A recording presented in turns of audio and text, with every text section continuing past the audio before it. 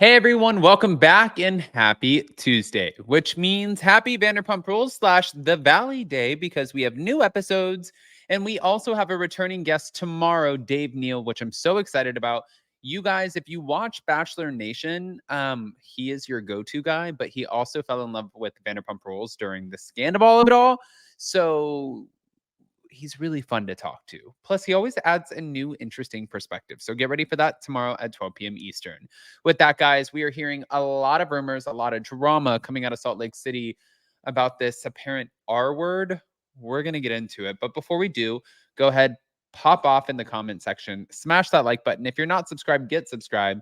And don't forget to hit that notification bell. Let's go.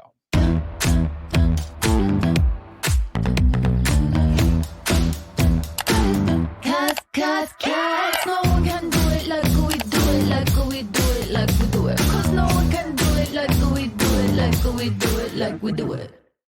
Okay, guys, I have Pippa over here who's like crying. Are you so happy?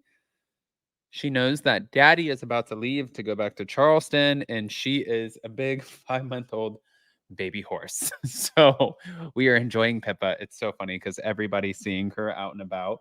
They're like, oh my God, we love her. I'm like, I love her too. And she's behaving. No, I'm just kidding. Okay, guys. So we're gonna get back into here, baby. We're gonna get back into the Real Housewives of Salt Lake City. Oh, this one was one that definitely threw me for a loop. I think that's fair to say. Hold on. Here we go. Thank you to RadarOnline.com. They titled this, Mary Cosby reportedly calls Lisa Barlow's 12-year-old son R-word slur during heated argument. What they're saying is Mary Cosby found herself the odd woman out after allegedly launching a verbal attack on Lisa Barlow's youngest son. Sources claim that Mary called Henry the R word in an alleged fiery exchange during the filming of Salt Lake City season 5, and her co-stars think she took it too far. If she did, she should be fired. Mary Cosby's alleged remark was reportedly made earlier this month during a crazy fight with her castmates, which included Heather Gay, Whitney Rose, Meredith Marks, and Angie Katzenabas. And an insider shared that the entire cast was beyond grossed out by her alleged slur about Lisa's 12-year-old son. I personally thought that she was calling Lisa's son racist. I'm thinking she might have used a different R word now based off of some of the fan accounts that I saw. One, both of those, if it's the second one that I'm thinking, absolutely disgust. The first one's absolute. This is a 12-year-old boy. Like, my thing is Mary Cosby gets to get away with a lot of shit, right? She gets to get away with a lot of things. She gets to call, Jen Shaw a thug and Mexican thug and all of these things. Like, she's saying so many things that she's calling Heather Gay inbred.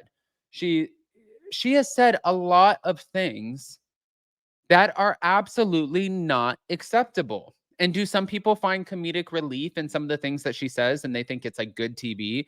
Sure, but these things have impacts, especially when you are being viewed by millions and millions of people. So I think that it's absolutely not okay. I find it to be completely reckless. And I think that it's shame on Mary Cosby if, in fact, she did do this. If she didn't, okay, well, then shame on the press for running with a fake story. If she did, it's bullshit. My opinion. I said what I said, and I'm standing by it. But wait. So, a third insider confirmed the confrontation, claiming that Mary and Lisa have moved past the issue. They made amends over the situation and are moving on, is what the source alleged, adding that they are both filming in Puerto Vallarta, Mexico, for a cast trip. It's unclear if Mary Cosby's alleged verbal attack on Henry will air when Real Housewives of Salt Lake City returns later this year. Okay.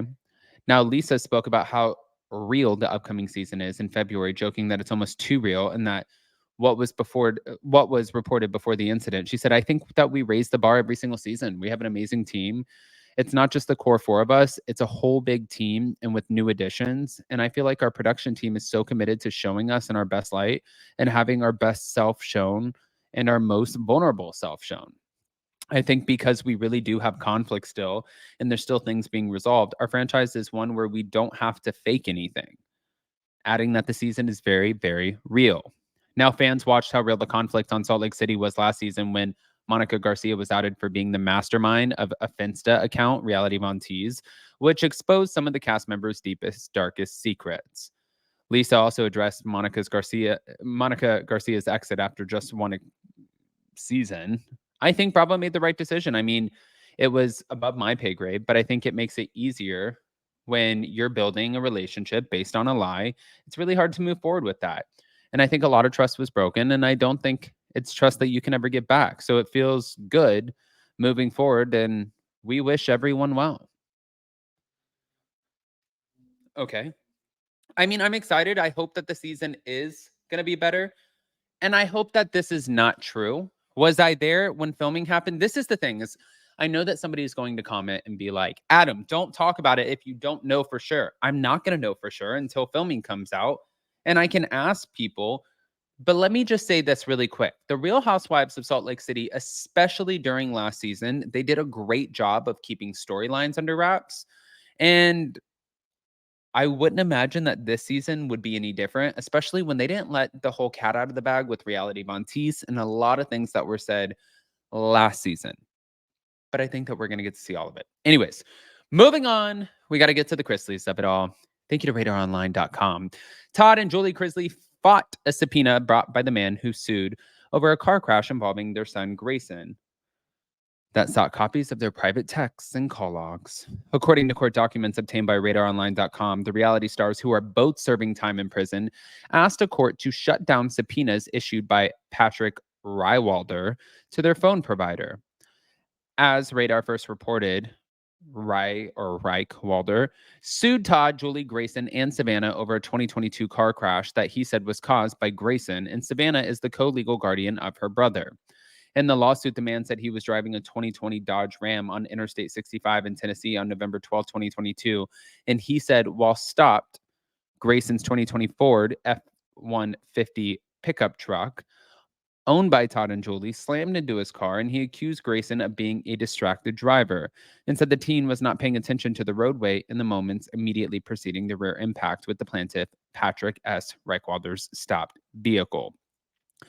Now, this person also claimed Grayson failed to act appropriately under the circumstances, which included at a minimum maintaining a safe operating distance from the other motor vehicles, maintaining a safe operating speed, and avoiding being distracted by electronic devices within his own motor vehicle. Reichwalder claimed he suffered serious injuries to his body, and his lawsuit demanded damages up to $750,000 along with punitive damages. Reichwalder claimed that he suffered, again, lots of serious injuries, and Grayson was transported to the local hospital after the crash. But in court, Todd and Julie denied Reichwalder suffered damages and demanded that the lawsuit be tossed. As part of the lawsuit, Reichwalder issued 4 subpoenas to Verizon and AT&T for records related to Todd, Julie, Grayson, and Savannah's phone records. Specifically, he wanted the phone company to turn over each defendant's cell phone records for the day before to 18 days after the crash. And Todd and Julie called the subpoenas unreasonable, oppressive, and a clear effort to harass them. And their lawyer called it a phishing expedition that demanded copies of call logs, text messages, and data usage for each defendant. In response, Reichwalder argued the subpoenas were warranted. He said the defendants make a vague argument that defendants' text messages may reveal communications protected by attorney-client privilege because defendants Todd and Julie were federally convicted of bank fraud and tax evasion. However, the defendants offered the court no affidavit or other evidence to support the vague allegations that the text messages may reveal attorney-client protected communications. Reichwalder pointed out that Todd called shortly after the wreck and showed up to the scene, and Savannah was called shortly after the crash and also showed up at the scene. And in addition, he said that Todd and Julie talked about the crash extensively on their podcast on November 17th, but he denied his subpoenas were meant to harass and said it was a normal request in this case. This is a shit show. Okay, guys, I want to hear what your thoughts are. So pop off in the comment section. If you guys have not subscribed, get subscribed. Don't forget to hit that notification bell, and we'll see you next time. Love you guys.